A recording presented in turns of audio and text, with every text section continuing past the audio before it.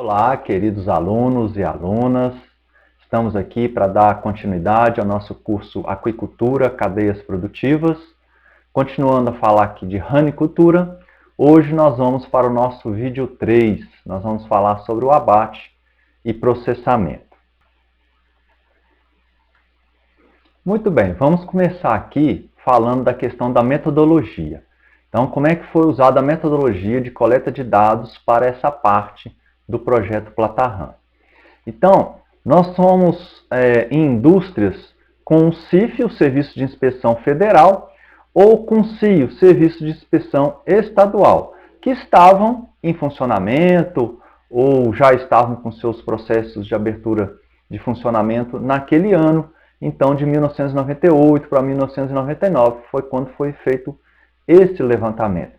Foi feito também um levantamento junto ao Ministério da Agricultura, através da procura dos processos, justamente da abertura de CIF, para se ter essas informações, se ter esses dados e trazer, então, para esse projeto, para ter a ideia do montante, do número total de empresas que estavam atuando no abate com a inspeção federal naquele ano. Bom, foram aplicados 2 questionários. Um questionário foi sobre o perfil estrutural, a organização, a questão do mercado, tá? E foi aplicado para o dono da empresa, do abatedouro, ou um diretor-geral daquela empresa. O outro tipo de questionário foi aplicado com relação à segurança alimentar. Esse foi aplicado para o gerente supervisor, que estava no dia a dia da empresa, nos abates, e o pessoal da inspeção, tá? Para retirar essas informações, para a gente extrair essas informações ligadas, então, à segurança alimentar. Mas vamos lá. Então, desses dados, nós montamos várias tabelas para trazer aqui para vocês. E, então, eu vou falar aqui o que nós vamos falar durante essa apresentação, durante essa aula. Nós vamos falar da localização desses abatedouros, com CII e com CIF. Vamos falar do projeto físico, como é que foi feito esse projeto físico, os equipamentos usados dentro dos abatedouros, para quem quer investir na área, para já ter uma ideia, o registro do serviço de inspeção, a situação, quantos estavam regulamentados, quantos estavam em processo de regulamentação e o tempo que levou para eles conseguirem isso. Vamos falar sobre a capacidade de produção de cada unidade dessa, o mercado, tá? Para onde que eles vendem, e a gestão administrativa e aspectos organizacionais. Tá?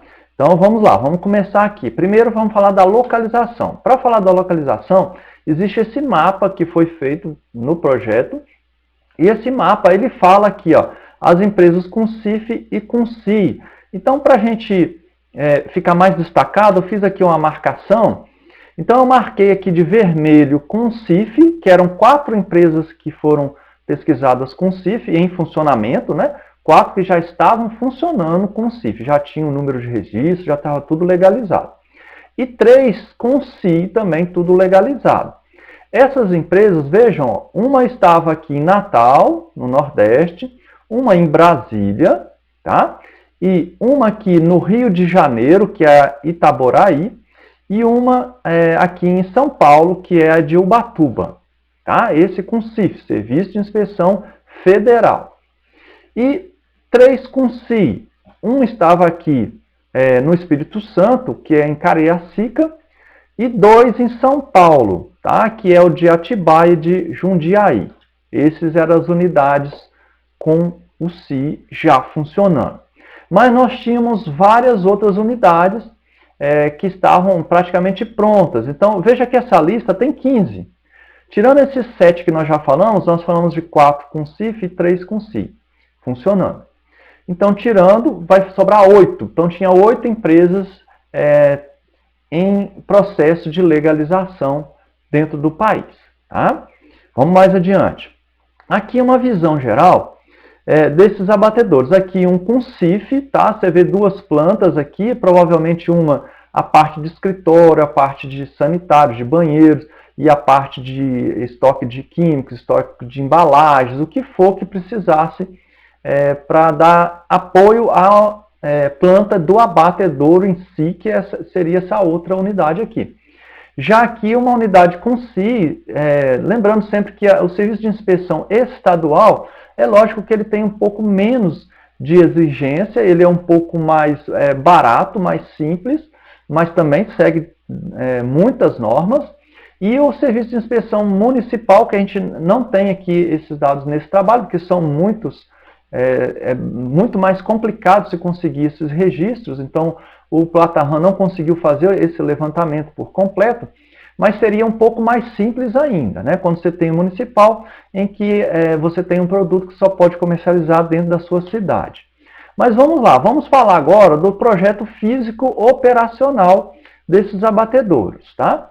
Então, quem fez esses projetos? Assim como lá, quando a gente falou da produção, nós chamamos a atenção quem fez os projetos dos criatórios de rã, dos ranários, aqui nós vamos falar dos abatedouros. Então, veja que aqui nós temos o projeto físico, quem fez, e o projeto operacional, quem fez. Então, engenheiro civil 2, aqui do projeto físico, técnico de serviço de inspeção, engenheiro civil 1 aqui, arquiteto 1 no operacional aqui, veterinário zootecnista só teve 1 aqui no operacional também, o técnico de serviço de inspeção, juntamente com a empresa, 3 no operacional, 1 no físico, um economista, 1 no físico e 1 no operacional, engenheiro químico ou biólogo, junto com o biólogo, né? 1 no físico, 1 no operacional, e veterinário, ou técnico em equipamentos, 1 aqui de operacional. Tá? Aqui é só para dizer, né, esses engenheiros civil, eles fizeram esses projetos em abatedouros com CIF. É só para ver aqui a questão, né, de se era com o CIF ou se era a unidade com o CI. Chama atenção aqui que a maior porcentagem, então, foi para o técnico do serviço de inspeção, com 29% aqui, das vezes fazendo o projeto, então. Tá? Aqui já é uma foto para mostrar para vocês alguns detalhes dentro do abatedouro, como é que funciona um abatedouro, então. Como nós vamos falar disso nas tabelas, então eu estou adiantando as fotos para dar explicações, para quando chegar na tabela todo mundo já ter uma ideia do que eu estou falando. Então aqui a nora o aparelho que puxa, aqui são ganchos, e a rã é de pendurada nesse gancho durante o abate. Então existia uma unidade que tinha uma nora manual, quer dizer, esses ganchos tinham que ser puxados manualmente. A maioria usa a automática. A automática, então, existe um motor que puxa com temporizador, o animal é puxado, para na frente da pessoa que vai fazer o trabalho do abate, fica tantos segundos, ela fica 5 segundos, e depois ele anda e vem outro animal, para na sua frente. Tá? Aqui só para mostrar a questão da termonarcose. Durante o abate é preciso insensibilizar o animal antes de começar o abate propriamente dito, antes de começar os cortes do animal. E essa insensibilização pode ser por termonarcose, que é temperatura, colocava-se os animais em caixas com gelo, tá? Água, gelo e sal, geralmente, para manter essa temperatura mais efetiva. E aí baixa o metabolismo do animal para esse animal entrar nessa narcose e aí não sentir dor durante o abate, né? Não ter o estresse. Bom, pode ser feito por termonarcose, que 100% dos abatedouros utilizavam, pode ser por eletronarcose, que é o choque elétrico, ou por quimionarcose, a questão do gás carbônico, também nenhum usava, nem o choque elétrico, nem o gás carbônico. Tá? Vamos mais adiante, aqui nós estamos vendo a questão das calhas, então embaixo dos ganchos, enquanto o animal está passando, é lógico que há água jorrando em cima do animal e o animal sangra. E isso é colhido então pelas calhas e direcionado, essa água suja é direcionada para uma saída. Tá? Mas teve local que não tinha essas calhas em todo o trajeto das rãs.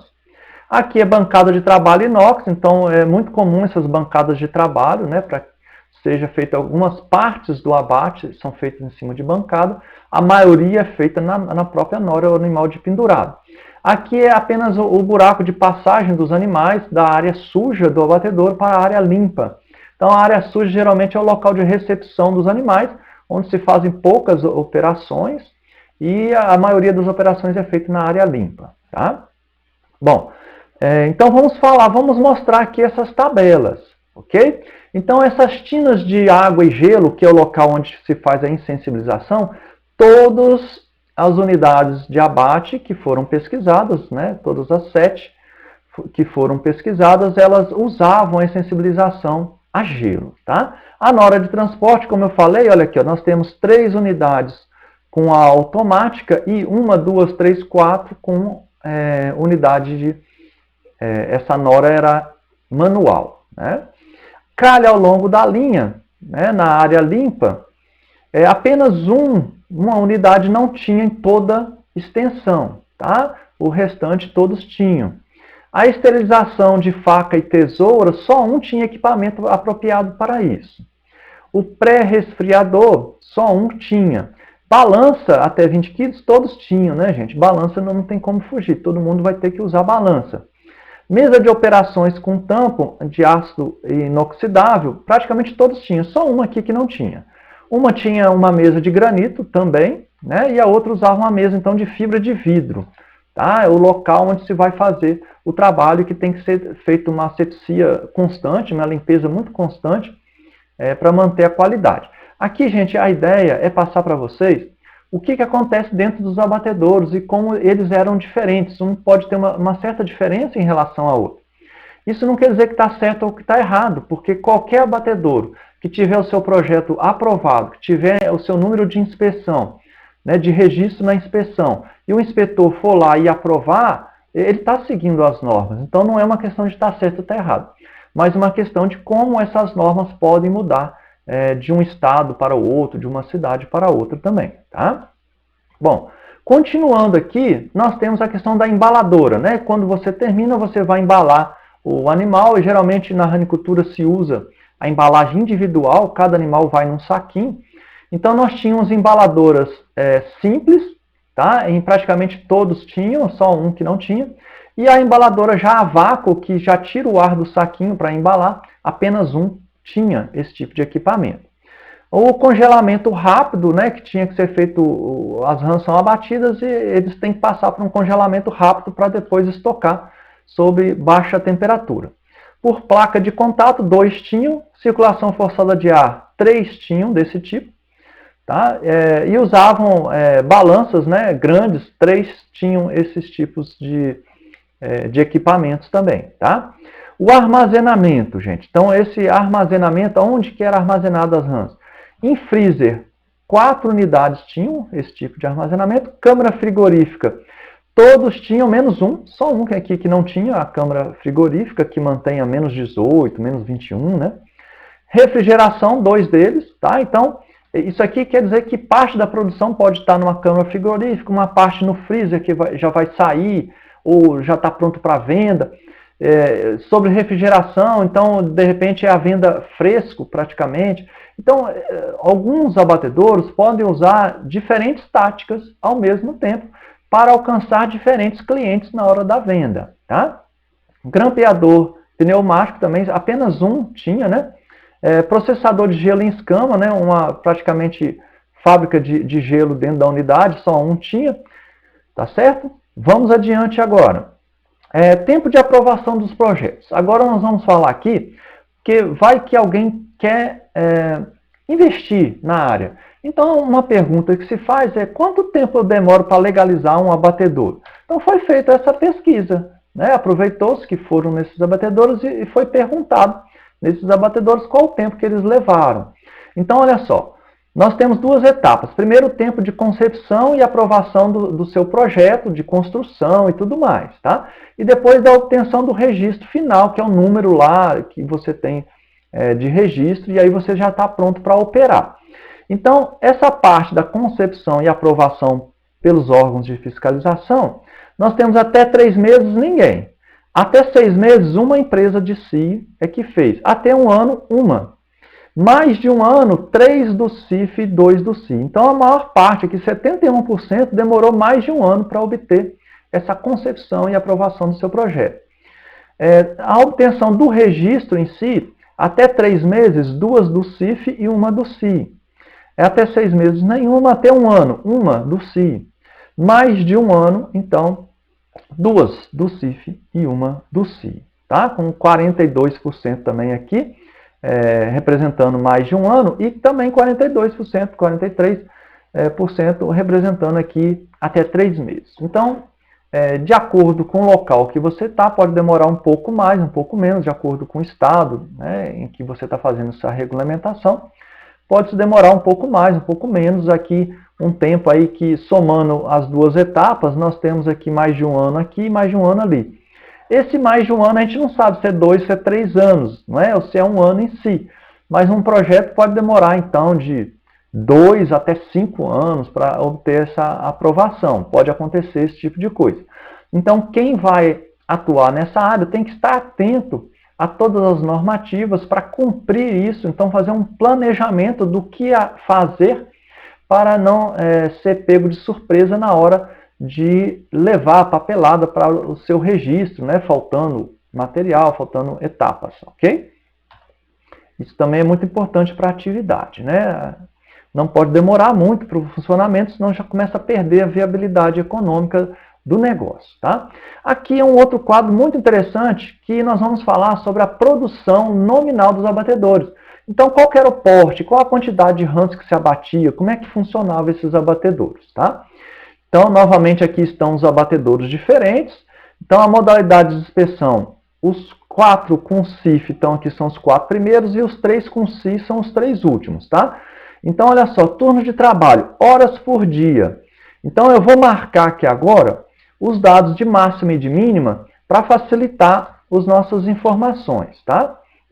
Então, vejam bem, turno de trabalho por dia, nós tivemos desde 8 horas até 6 horas. O mínimo de 6 horas nesse abatedor aqui com CIF e o máximo de 8 horas em vários aqui, tá? O turno de trabalho normal é 8 horas mesmo, tá?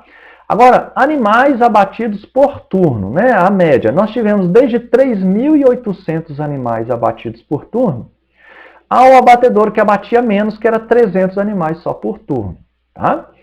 Então, peso dos animais na hora do abate. Então, 300 gramas de peso em um abatedor, que foi o peso máximo aqui dessa pesquisa, né, dessa análise que foi feita. Aqui, é lógico, é a média, tá? E um abatedor com 180. Então, nós já tivemos desde 180 gramas até 300 gramas como peso de abate dos animais, né, que chegavam a esses abatedores. No Brasil, essa faixa é normal até hoje, tá? Nós temos essa faixa. Alguns abatedores gostam de trabalhar animais maiores, outros animais menores. O mínimo que se tem notícia na ranicultura é esses 180 gramas mesmo, tá? A produção por quilo, em média, está em função das horas de trabalho, do número de trabalhadores, de funcionários, do peso da rã, justamente, tá?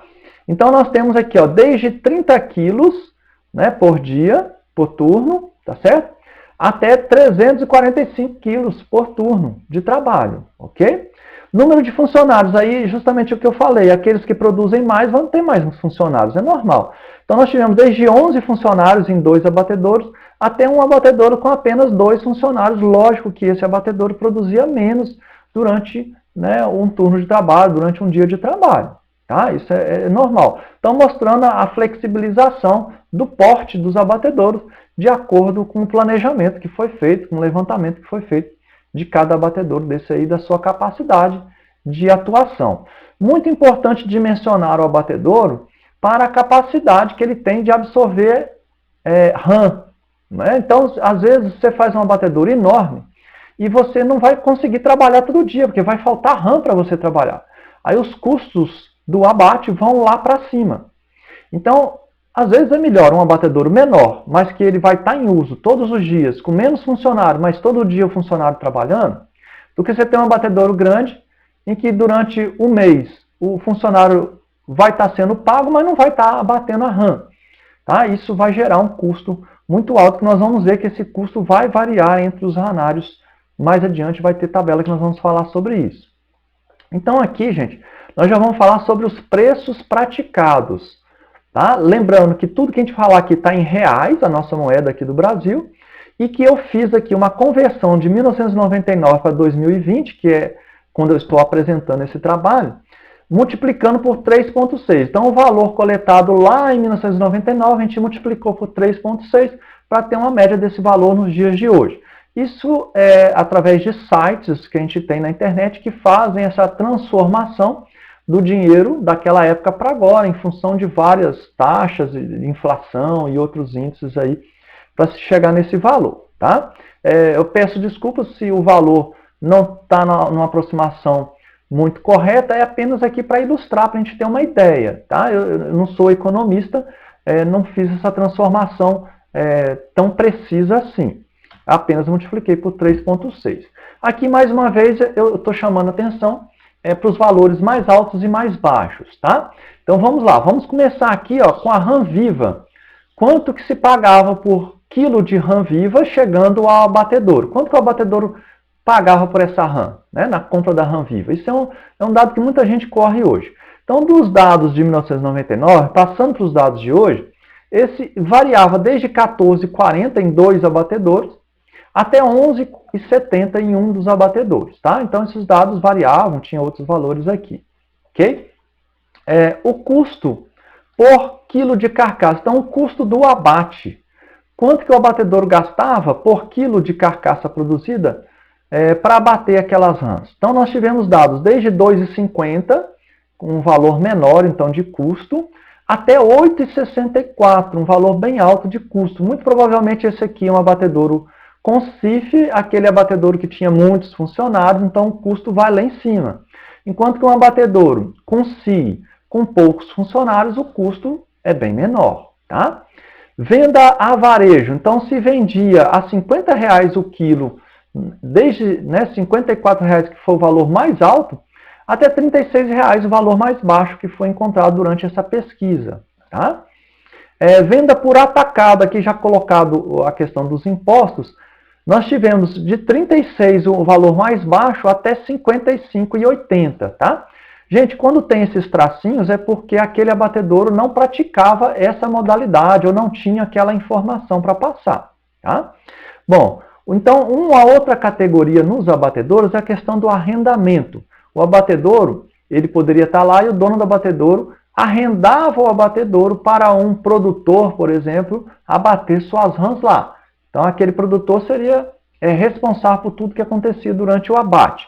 E como é que eram esses preços, né? Então, um deles fazia R$ 2,88 por quilo de carcaça, até valores de R$ 10,80 por quilo de carcaça abatida dentro do abatedouro. Então, você vê que é uma variação enorme também de valores nesse quesito, tá? Indo mais adiante, aqui nós temos a questão das embalagens, tá? Então, embalagem individual, então é muito normal na ranicultura, cada rã vai dentro do seu saquinho individual e esses saquinhos depois vão para uma embalagem aqui secundária, uma embalagem já com logotipo, né, com várias informações importantes. E essas embalagens podem ser de 1 quilo, normal, mas existem muitos lugares que vendem embalagens de meio quilo apenas, tá? Ali vai a questão a composição, né, do que está ali, da carne de rã. Pode ir também receitas, vai o dado da empresa, vai o dado da inspeção, selo de inspeção com o número, né, da inspeção, seja estadual, municipal ou federal. Bom, distribuição dos produtos no mercado. Então vamos ver aqui onde que estavam os canais de comercialização. Outra informação também muito importante dentro da ranicultura. Então veja bem, no varejo, teve uma aqui que vendeu no varejo, aqui estão os abatedouros novamente, né, gente? Então, 10% da produção desse abatedouro era no varejo, 20% desse era no varejo também, aqui 20%, e esse aqui 100% do que produzia estava no varejo, tá? Supermercados, então esse aqui 100% era no supermercado, esse B aqui você vê que, olha só, ele distribuía, não é, em vários canais de comercialização diferentes, esse abatedouro B aqui, tá? Então esse daqui, ó, 25%, 45% nesse, 20%, você vê que supermercados, apenas um dos abatedouros não entregava em supermercado. É muito comum a venda para supermercados, que é um canal seguro, onde tem muita saída, tá? Mas que você precisa manter regularidade, qualidade, preço, né? Porque o supermercado ele precisa disso para poder comprar de você, senão ele não vai comprar de você. Em restaurantes também, muitos entregavam em restaurantes, só 2 aqui não entregavam em restaurante. Açougue, aí já tem assim meio a meio aqui, né? Só 3 entregavam em açougues. Boutique de carnes aqui 4 entregavam. Peixarias 3 entregavam nesses locais. Você percebe que um abatedouro entregava só em supermercado, um distribuía em vários canais, outro em 3 canais aqui. O abatedouro D usava 1, 2, 3, 4, 5 canais diferentes. Esse aqui também distribuía em todos os canais de comercialização. Esse 100% entregava no varejo. E esse aqui distribuía em 2, 3, 4 canais de comercializações diferentes.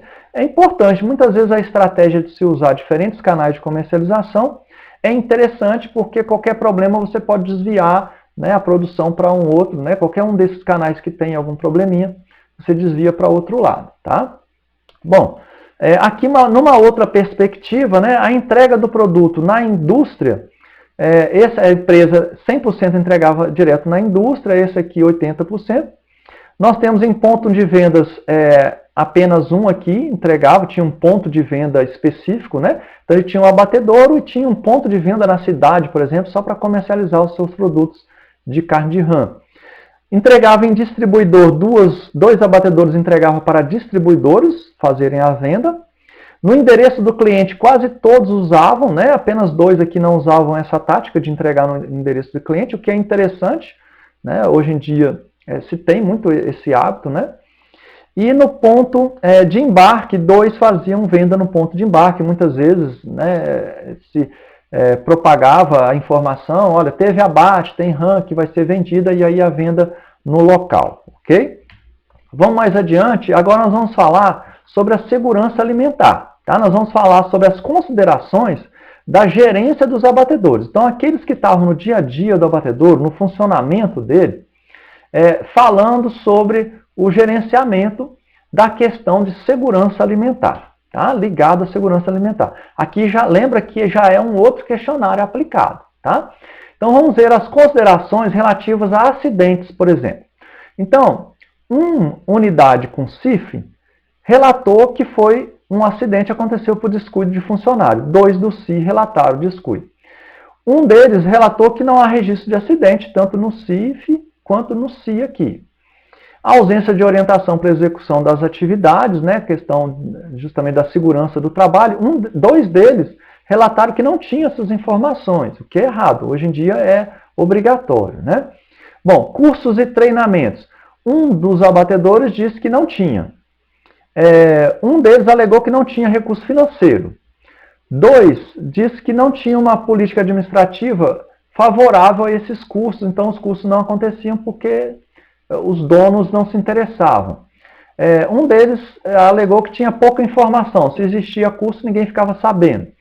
Um deles alegou que não tinha o curso porque tinha poucos funcionários para fazer o abatedouro funcionar, e se um funcionário saísse para o afastamento para fazer esse curso, o abatedouro parava. Então não tinha condição de fazer o curso. E um deles alegou que era desnecessário fazer esses cursos, tá?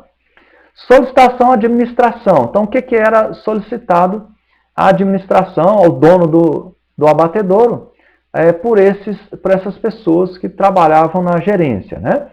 Então, aquisição de equipamentos. Um deles disse que estava requisitando equipamentos. 2 do CIF, né, requisitavam aumento do quadro de pessoal. Um do CI queria, né, ter mais pessoas trabalhando. Um queria um veículo termicamente isolado para transporte, né, provavelmente, do produto. Um queria modificações na estrutura interna das instalações. Um queria, então, treinamento. Né? Essas são as requisições que impactam, né, que vão dar um impacto na segurança, na qualidade do alimento produzido por esses abatedores. Continuando essas considerações, nós temos aqui, já finalizando, né, a nossa aula de hoje, a questão da melhoria na adequação dos produtos. Então, o que eles alegavam que dificultava essa melhoria? Né? Então, a dificuldade de contratar funcionários, um do CIF e um do CI alegou, né, que não conseguia. Eles queriam ter mais funcionários para melhorar a qualidade e não conseguiam. Carência de recurso financeiro, 2 no CIF e 2 no CI. Vejam, gente, que muitas coisas estão girando em torno do dinheiro, do investimento para se ter mais qualidade. O dinheiro gira em torno daquele planejamento que a gente já falou. Todo abatedouro que trabalhar com ociosidade, quer dizer, sem encher sua capacidade de produção, sem ter RAM todo dia para bater o tempo todo, então isso cai a arrecadação do dinheiro, a lucratividade que você tem ali. Então você não tem dinheiro para poder investir. E aí a qualidade do produto fica num segundo momento. Então é isso que quem estava ali no dia a dia desses abatedouros estava relatando, né? Que precisava de muitas coisas e que não conseguia. Então a política administrativa desfavorável, um deles alegou, né, que não conseguia melhorar porque os donos não aprovavam. Tá? Melhoria dos produtos. Quanto à embalagem, um deles disse, né, um do CIF e um do CI disse que poderiam melhorar a embalagem, mas que não tinha sido feito ainda. Quanto às operações da linha de abate, 2 do CIF e 2 do CI identificaram que na linha do abate, no procedimento do abate, poderia ser feitas modificações para melhorar, para obter melhoria dos produtos. Tá? Não tinha sido feito ainda, mas que já tinha sido identificado. Quanto ao aspecto sanitário, um deles disse que tinha coisas para melhorar. Melhoria ao atendimento do público, atenção dispensada, 2 deles, né, alegaram, 2 do CIF e 2 do CI. Tá? Quanto aos recursos materiais utilizados, 1 do CIF e 1 do CI.